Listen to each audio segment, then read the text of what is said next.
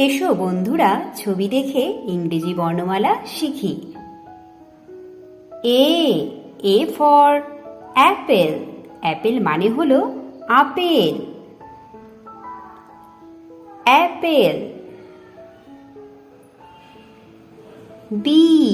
B for ball. Ball মানে বল। বল।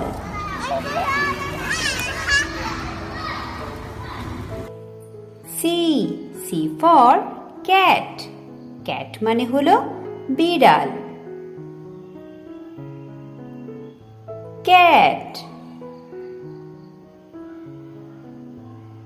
D for dog. Dog মানে হলো কুকুর। ডগ।